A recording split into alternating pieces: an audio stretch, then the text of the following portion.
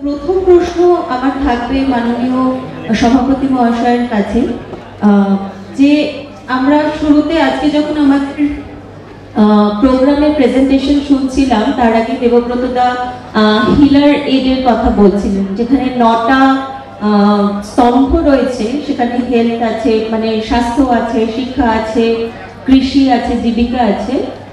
তো এই যখন স্তম্ভের কথা বলছি, স্তম্ভ মানে আমরা দেখি যে সোজা এরকম দাঁড় করানো কিছু একটা বিষয়, কিন্তু আমাদের 9টি স্তম্ভের মধ্যে এমনও কিছু কিছু বিষয়বস্তু নিয়ে আমরা কাজ করছি, সেটা অনেক সময় ঠিক স্তম্ভের মতন দাঁড়িয়ে নেই, সেই সমস্যাগুলো বা সেই বিষয়গুলো। তো এই হিলার রেট যখন আমি বলছি, সেটাকে যদি একটু আপনি আরো পরিষ্কার করে আমাদের বোঝাতে পারেন। হ্যাঁ, এটা খুব গুরুত্বপূর্ণ প্রশ্ন এবং আমার মনে হয় যে সবার খুব ক্লারিটি থাকা জরুরি এটার ব্যাপারে।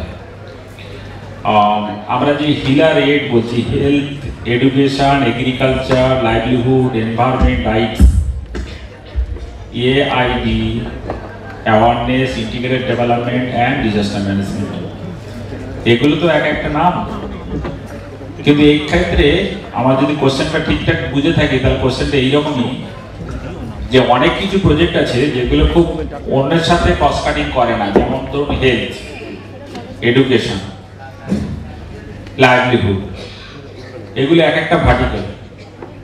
কিন্তু অনেক প্রজেক্ট আছে, অনেক প্রোগ্রাম আছে যেগুলো প্রায় এরকম হরাইজন্টালি কাট করছে। মানে ধরুন আপনি যদি এনভায়রনমেন্ট বলেন, এনভায়রনমেন্টটা আমরা কিভাবে দেখবো? এনভায়রনমেন্টটা আমরা কি একটা স্পেসিফিক শুধু গাছ লাগানো পরিবেশ দেখবো না? এনভায়রনমেন্ট প্রত্যেকটা জায়গার ক্ষেত্রে দেখবো। আজকে যে আমরা এখানে প্রোগ্রাম করছি, এখানেও একটা এনভায়রনমেন্টের ব্যাপার আছে, সেটাও দেখবো। একই রকম ভাবে ধরুন রাইটস, আমরা ওম্যান রাইটস এর কথা বলে থাকি। সো ওম্যান রাইটস এ যখন আমরা কথা বলছি, তখন মহিলাদের অধিকার নিয়ে কথা বলছি, চিলড্রেন, বাচ্চাদের অধিকার নিয়ে কথা বলছি। সে অধিকারটা কি কেবলমাত্র সেলফ হেল্প গ্রুপের মধ্যে নিবদ্ধ থাকবে, নাকি না হেলথের কাজ করা হচ্ছে, এগ্রিকালচারে কাজ করা হচ্ছে, তার মধ্যেও এটা নিহিত থাকবে? আমাদের দেখতে হবে কৃষকদের মধ্যে কতজন কিষানি আসছে, কতজন হেলথে কাজ করছে, কতজন পুরুষ, কতজন মহিলা আছে প্রত্যেকটা জায়গাতে। তার মানে আমাদের জেন্ডার বেস দেখতে হবে, জেন্ডার ব্যালেন্স হচ্ছে কিনা দেখতে হবে, চিন্তা ভাবনা করতে হবে। তো মূলত আমরা যদি প্রজেক্টের মধ্যে দেখে, এনভায়রনমেন্ট, রাইটস, এই যে অধিকার সংক্রান্ত জিনিসপত্র, ডিজাস্টার ম্যানেজমেন্টের যেটা, ইন্টিগ্রেটেড ডেভেলপমেন্ট, অ্যাওয়ারনেস, এগুলো হরাইজন্টাল, মানে এটা একদম পুরো কাটিং অ্যাক্রস। আমরা যেটা বলি সাধারণত অন্ন, বস্ত্র, বাসস্থান, শিক্ষা, স্বাস্থ্য, মানুষের জীবনে এই 5টা জিনিস প্রয়োজনীয়তা আছে। এই 5টা ভার্টিক্যাল হওয়া দরকার জীবনে। আর তারপরে রিক্রিয়েশন আছে, এর মূলত এর বাইরে মানুষের খুব কম প্রয়োজন পড়ে। তো কিন্তু অন্ন, বস্ত্র, বাসস্থান, এটাকে যদি আপনি লাইভলিহুডে যদি জমিয়ে দেন, তার মানে 3টে জিনিসই আমার এসে দাঁড়ালো। লাইভলিহুড মানে জীবিকা, যার মধ্যে অন্ন, বস্ত্র, বাসস্থান পড়ছে, শিক্ষা, স্বাস্থ্য, এই 3টে মূল পিলার। এই 3টে পিলার আমার আপনার জীবনে যদি কেউ নিয়ে নেয়, দায়িত্ব নিয়ে নেয়, তাহলে আমাদের কাজ করার দরকার পড়ে না। এই 3টের জন্য আমাদের যা ইনকাম হচ্ছে, 3টে পিলারে খরচা হচ্ছে। তো এই জায়গাতে আমাদেরকে ঠিক করতে হবে যে কাটিং অ্যাক্রস। তার মানে আমার যেটা এখানে মূল বক্তব্য, যে যারা রাইটসে বা যারা এনভায়রনমেন্টে কাজ করছে বা যারা কাজ করবে, যে সমস্ত প্রজেক্ট লিডার বা প্রোগ্রাম লিডার, তাদের অন্যান্য যে লাইভলিহুড কিংবা হেলথ কিংবা এডুকেশনে যাদের প্রোগ্রাম লিডার আছে, তাদের সঙ্গে বসে প্রোগ্রাম ঠিক করবেন। এবং তারা শুধু নজর রাখবে প্রত্যেকটা প্রজেক্টের মধ্যে তাদের প্রোগ্রামটা কিভাবে ইন্টিগ্রেট করছে, রাইটসটা সব জায়গা হচ্ছে কিনা। যারা রাইটসে কাজ করছে, শুধু সেলফ হেল্প গ্রুপ মহিলাদের রাইটস দেখবে না, তারা অফিসের মধ্যেও দেখবে রাইটসটা টেক কেয়ার করা হচ্ছে কিনা মহিলাদের জন্য। না হলে ভয়েস রেজ করবে, সেটা মুক্তির অফিসের মধ্যেও করতে পারে। সে একটা অন্য কোনো প্রজেক্টের মধ্যেও সেই রাইটসের ভায়োলেন্স হচ্ছে কিনা সেটা দেখবে, ভায়োলেন্ট হচ্ছে কিনা। এই জিনিসগুলো তাকে নজর রাখতে হবে। তার মানে যারা হরাইজন্টাল আছে, তারা সবসময়ের জন্য প্রত্যেকের সঙ্গে জয়েন্টলি কাজ করবে, আর যারা ভার্টিক্যাল আছে, তারাও হরাইজন্টালের সঙ্গে ক্রস কাটিং করবে। আশা করি বোঝাতে পারলাম।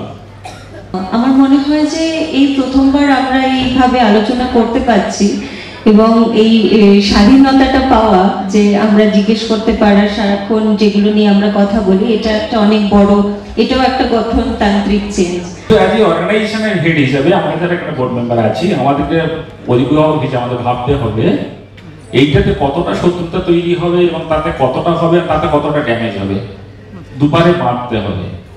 একটা ডিজে বন্ধ করতে গিয়ে আর একটা 1000 মহিলার কাজ বন্ধ হয়ে যাবে না তো, অসংখ্য মহিলার এই সমস্যাটা স্কুল বন্ধ হয়ে যাবে না তো, এটা একটা ব্যালেন্স করার প্রয়োজন আছে। এবার প্রশ্ন হতে পারে আমরা কি করবো না করবো না। করবো, সবকিছু করার পদ্ধতি আছে। আমাদের পদ্ধতি এর আগে বিভিন্ন মিটিংয়ে আমি বলেছি, মুক্তি শত্রুতার পথ নয়, মুক্তির পথ ভালোবাসার পথ, শান্তির পথ, সত্যের পথ। যা কিছু করা হবে বুঝিয়ে করা হবে, ভালোবাসা দিয়ে করা হবে। কোনো কিছু অর্জন ভালোবাসাতে করলে সেটা দীর্ঘস্থায়ী হয়, আর যেটা শত্রুতা দিয়ে হিংসা দিয়ে জয় করা হয় সেটা ক্ষণস্থায়ী হয়। আমরা ইতিহাস বারবার প্রমাণ করেছি, মুক্তি যেটা জয় করবে, অ্যাচিভ করবে, সেটা কিন্তু কেবল আর কেবলমাত্র ভালোবাসার পথে, শান্তির পথে, সত্যের পথে। মুক্তি কিন্তু হিংসার পথে যাবে না, সেটা আমি আগে বলার চেষ্টা করেছি। আশা করি বোঝাতে পারলাম।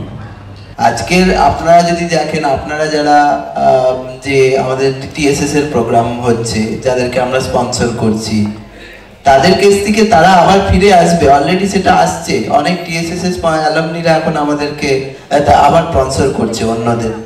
তাহলে সেই ফিরিয়ে দেওয়া নেতৃত্ব আসছে, সেই ফিরিয়ে দেওয়ার নেতৃত্ব আমাদেরই জীবনধারার মধ্যে তৈরি করতে হবে, আমাদের কাজের মধ্যেই তৈরি করতে হবে। সেই জন্যই তো কাজ করছি আমরা, না হলে আর কেন করছি?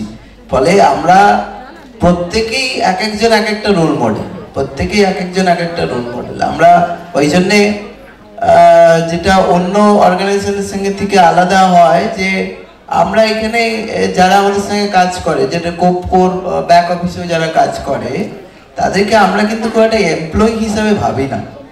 সত্যি কথা বলতে আমরা তাদেরকে তাদেরকেও আমরা লিডার হিসেবে ভাবি। আমরা তারাও একটা সামাজিক কাজ করছে এটাই ভাবি। তারা কেউ কর্পোরেটে কাজ করছে বলে এরকম করে কিন্তু আমরা ভাবি না, একদমই দেখার চেষ্টা করি না। হ্যাঁ, এখন এই প্রসেসটা স্লো হতে পারে, এই প্রসেসটার সময় লাগে, সেটার জন্য আমরা চেষ্টা করছি। তার জন্য অনেক রকম ক্যাপাসিটি বিল্ডেরও দরকার আছে, সেগুলো আমাদের চিন্তা ভাবনা রয়েছে। নেতৃত্ব ওইখান থেকেই আসবে, নেতৃত্ব তাদের মধ্যে থেকেই আসবে, সেখান থেকেই গ্রো করতে হবে। তুমি কিছু অ্যাড করবে কি? আমাদের পরবর্তী প্রজন্ম, এই যেমন দেবব্রত, এই যেমন তোমরা বসে রয়েছে, এখানে অনেকেই আছে, তাদের মধ্যে দিয়ে লিডারশিপ উঠে আসা উচিত। যেমন একটা বাবা সন্তানের মধ্যে যে বয়সের ডিফারেন্স হয়, অর্গানাইজেশনে সেরকম ফেজ আউট করার মধ্যে ডিফারেন্স হওয়া জরুরি। মাঝে যদি সমকক্ষ কোনো লিডার থাকে, নিঃসন্দেহে তারা আস্তে আস্তে মাঝে দায়িত্ব নিতেই পারে। কিন্তু আমাদের যেটা জরুরি, আমাদের প্রত্যেকেই যারা আছি, তারা আমাদের নিজস্ব নিচে যারা কাজ করছে বা আমাদের সাথে যারা আছে, তাদেরকে কিভাবে গ্রুম করা যায়, তাদেরকে তুলে আনা যায়, তার উপর একটা গুরুত্ব নজর দেওয়া জরুরি। লিডারশিপের একটা বড় গুণ হচ্ছে সে অন্য লিডারদেরকে তৈরি করবে। যদি একটা ভার্চু ধরা যায়, যে একটা লিডারের ভালো গুণের মধ্যে দেখা যায় যে লিডার সে অন্য লিডার তৈরি করে না, তা সে লিডারই নয়। তো সাথে তোমরা নিজেরা যারা এখানে আছে, এতগুলো লিডারের সামনে আমি কথা বলছি, স্ব জায়গাতে আপনারা আছেন, যদি আপনারা লিডার না তৈরি করেন তো তাহলে কিন্তু পরবর্তী প্রজন্ম আসবে না। অতএব লিডার তৈরি করতে হবে। কোনো কিছু কমপ্লিট ভালো, একদম কমপ্লিট খারাপ এরকম বলে কিছু তো হয় না। আমরা যেটা জানি, আমরা একটা আদর্শ চিন্তা ভাবনায় তো যুক্ত, সেই জন্যই আমরা 3-4-5 ঘন্টা ধরে আজ এখানে বসে রয়েছি। তো আমাদের মধ্যে অনেক ভালো গুরুত্ব রয়েছে, সেগুলো দিয়ে আরো 5টা বাচ্চাকে তৈরি করতে পারি কিনা। ওই যে কেউ বলছিলেন যে 5টা বাচ্চা তৈরি করা যায় কিনা, 5জন। আমার আজকের এই মিটিংয়ের পরে আমরা একটা কিছু প্রোগ্রাম ডিক্লেয়ার করবো। তার মধ্যে এরকমই একটা প্রোগ্রাম আছে যেটা আমি কভার করে দিচ্ছি এখনই। পরবর্তীতে আরো 2টো জিনিস কভার করব।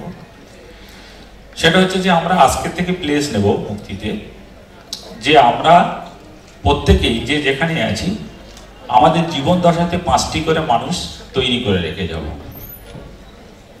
যে ধরনের লিডারশিপ আছে, সেটা এই নয় যে সে পয়সা না নিয়ে একজন ভলেন্টিয়ার হতে হবে, তার কোনো মানে নেই। আর এরকম কোনো ভাবার কারণ নেই যে পয়সা নিয়ে যে কাজ করছে সে ভলেন্টিয়ার, সে সোশ্যাল ওয়ার্কার নয়। যেটা সত্যজিৎ বললো, সেও সামাজিক কাজকর্ম করছে। যার অল্টারনেট কোনো ইনকাম নেই, তার তো পয়সা নিতেই হবে, না তার সংসার কি করে চলবে। অতএব কিন্তু আমরা যারা নিজেদেরকে সমাজকর্মী হিসাবে ভাবছি, প্রত্যেকেই আমরা ভাববো আমার আশেপাশে থেকে 5 জনকে বেছে নেবো। আর প্রথম ডেটেই 5 জন ভাবতে হবে তার কোনো মানে নেই। 2 জনকে ভাবলাম, 3 জনকে ভাবলাম, আবার ভাবলাম। আমাদের চোখে যারা আদর্শ মানুষ বলে আমরা মনে করি, আপনি যাকে মনে করেন সেই রকম মানুষ এটা তৈরি করুন না, চেষ্টা করুন না। ভালো মানুষ তো আকাশ থেকে পড়ে না, উপর থেকে তো গজাবে না, প্যারাশুটে নামবে না। ওটা আমাদের পারিপার্শ্বিক পরিস্থিতি থেকে তৈরি হয়, তাকে সেভাবেই আমাদেরকে তৈরি করতে হয়।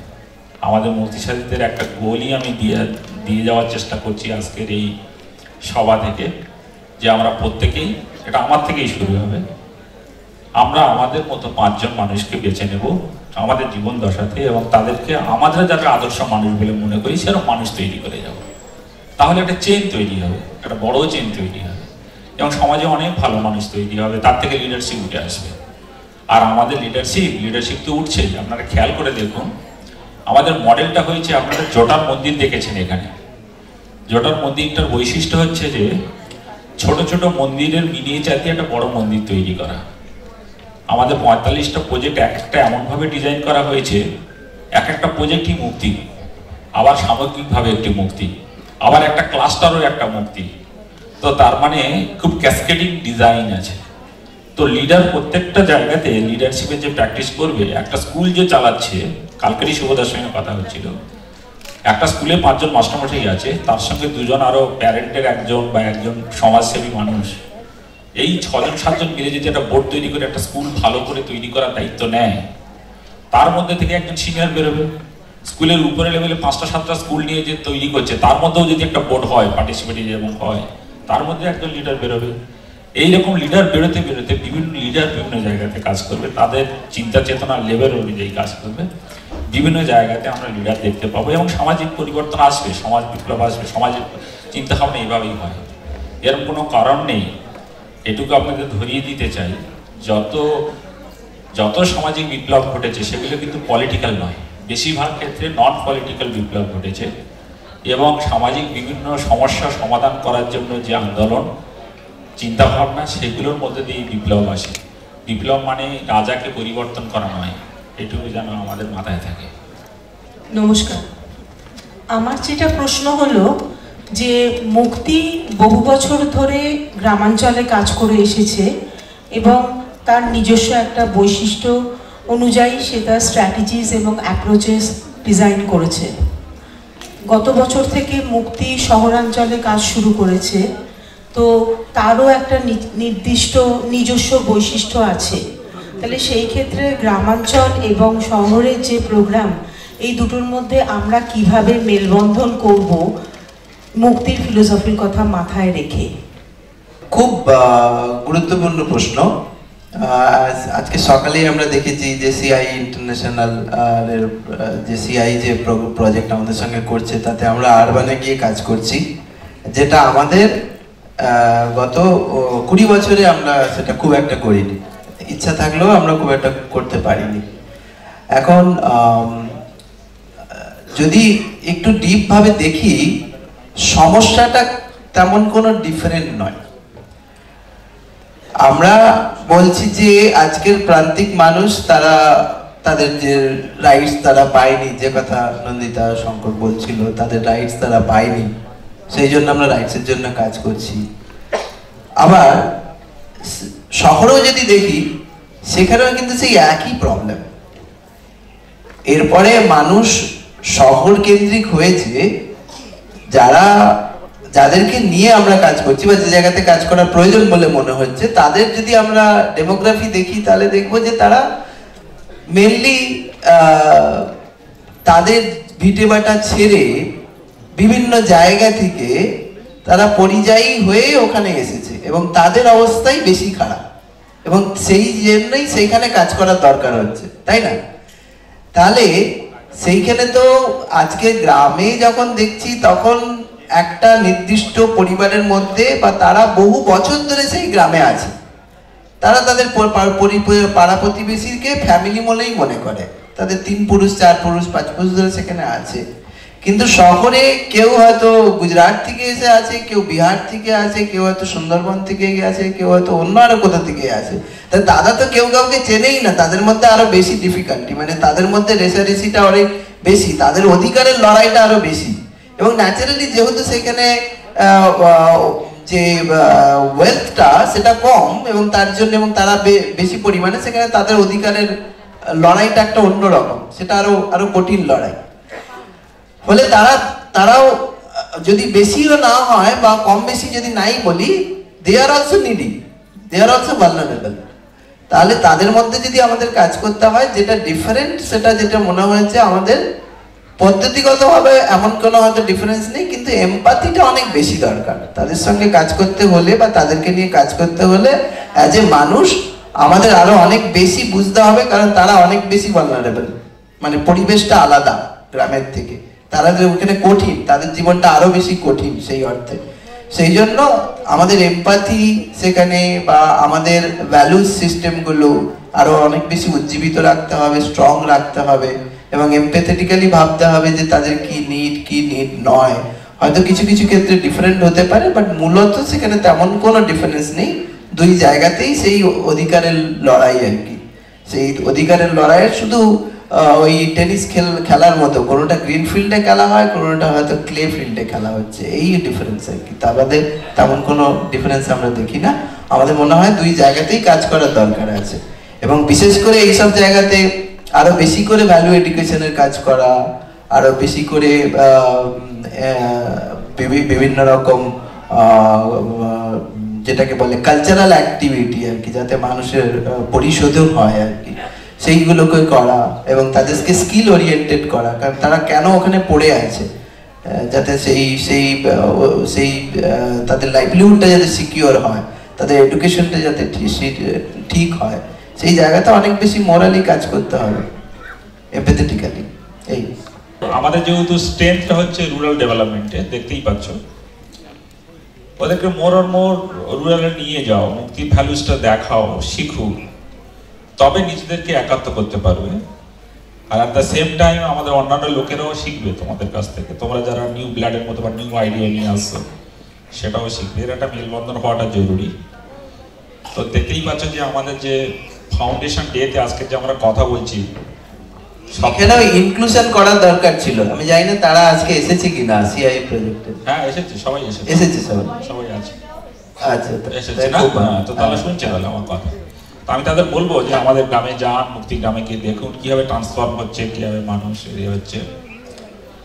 তো এটা জরুরি, এটা জরুরি এবং আমরাও শিখবো তাদের কাছ থেকে। শুধু একটা জিনিস বলে দিই,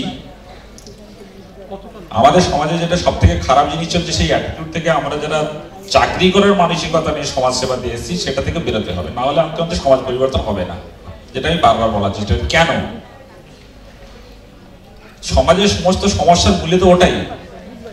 একজন ডাক্তার যদি ভাবে যে যত বেশি পেশেন্ট দেখবে তত বেশি তার পয়সা হবে, তাহলে সে কোনোদিনই চাইবে না যে সমাজ থেকে রোগ নির্মূল হয়ে যাবে, কারণ তার তো পয়সাটা ইনকাম বন্ধ হয়ে যাবে।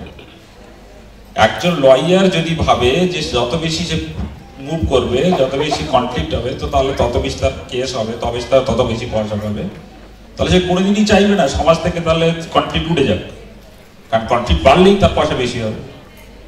একই রকম ভাবে যারা চাকরি করার চিন্তা ভাবনা নিয়ে সমাজ সেবাতে করছে বা সামাজিক ডেভেলপমেন্টে আছে, তারা কোনোদিনই চাইবে না সমাজ থেকে সমস্যা উঠে যাবে, দারিদ্রতা মুক্ত হোক, কারণ উঠে গেলে তাদের কাজটাই থাকছে না। আমি এটা অ্যাকচুয়ালি ডাইরেক্টলি রিলেটেড, কিন্তু আমি বারবার এটাকে সেপারেট করতে চাচ্ছি। তাদের লাইভলিহুডের অধিকার আছে, অফকোর্স তারা লাইভলিহুড অধিকার পাবে, কিন্তু ওই মানসিকতা যে আমি কেবলমাত্র আমার সোসাইটিতে যা হচ্ছে হয়ে যাক, আমি প্রজেক্ট এক্সিকিউট করবো, আমার প্রমোশন হয়ে গেলে এইগুলো আমি বেরিয়ে গেলাম, এইগুলোতে বেরিয়ে এসে ওই এমপ্যাথিতে ঢুকতে হবে যে আমরা যাতে এইগুলোতে ঢুকতে চাই। এটা আমি কেবলমাত্র কিন্তু শহরের জন্য বলছি না, এটা আমি ওভারঅল বলছি, এটা সবার জন্য বলতে চাইছি। তো এটা হয়তো আমরা সত্যজিৎ যেটা বললো গ্রামে করাটা সহজ, তার কারণ হচ্ছে গ্রামে অনেকে কানেক্টেড মানুষগুলো, 14 পুরুষ থেকে একসঙ্গে পাশাপাশি বাড়ি সব। শহরে যেহেতু এটা খুব ডিসক্রিট, এই ধরনের এমপ্যাথিটা ডেভেলপ করাটা খুব কঠিন হয়। শহরে কাজ করাটা কঠিন, গ্রামে কাজ করা আমাদের মনে হয় অনেকটা রিলেটিভলি ইজি। কিন্তু এই কঠিন সমস্যাটা আমরা লার্নিং এর মধ্যে দিয়ে এগিয়ে নিয়ে যাবো। যারা আপনারা শহরে কাজ করছেন তাদের থেকেও শিখবো, আমরা শিখে দেবো। বিষয়টি হচ্ছে আমি প্রথম এসেছি আজকে, তো প্রথম থেকেই মিটিংটা শুনছি। এমএসএসির সঙ্গে যেসব ছাত্রছাত্রীরা রয়েছে তাদের যে এক্সট্রা ট্যালেন্ট রয়েছে, ধরুন আর্ট, মিউজিক, ডান্স, এইসব বিষয়ের উপরে মুক্তির কোনো চিন্তাভাবনা আছে কিনা, যদি থাকে সেটা একটু প্রকাশ করবেন।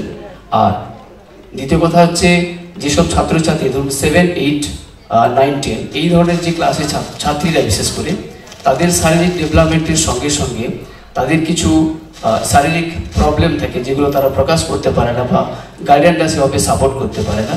আপনাদের যে হেলথ ডিপার্টমেন্ট রয়েছে সেই হেলথ ডিপার্টমেন্টের মাধ্যমে যদি এই কোচিং সেন্টারের মাধ্যমে ছাত্রীদের সেভাবে বোঝানো বা এগুলো যদি করতে পারেন বা যদি করা থাকে, যদি সুযোগ হয়, সেটা মনে হয় আমার একটু ভালো হতো আর কি। মানে গ্রামের দিকে একদম প্রান্তিক এরিয়াতে তারা সেই সাপোর্টটা পায় না। আমাদের সব প্রজেক্টগুলি কিন্তু ক্রস কাটিং, ফলে যেখানে আমরা এমএসএস এ যে শিক্ষার জন্যই শুধু কাজ করছি সেখানে নয়, সেখানে আমরা ওখানে ভ্যালু এডুকেশনের কাজ করছি, যোগার কাজ করছি। নন্দিতা খুব সমর্থা আছে এখানে, সমর্থা কোথায়?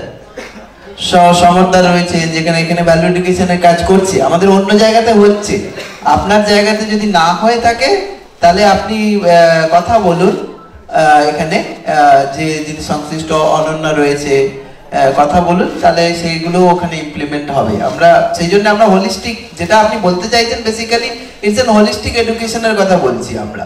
তা আমরা হোলিস্টিক এডুকেশনই বিশ্বাস করি এবং সেই জন্যই বিভিন্ন রকম কর্মসূচি রয়েছে পড়ানোর সাথে সাথে। যোগা আছে, ভ্যালু এডুকেশন আছে। একটা ভালো অ্যাঙ্গেল এটা আমার মনে হলো যে হেলথটার কথাও বলেছে। হেলথটাতেও আমরা এমএসএস এ সেইভাবে বোধহয় হেলথের আমরা কাজ বোধহয় অতটা করিনি, কিন্তু আমার মনে হয় সোনামানের জন্য এটা রইলো।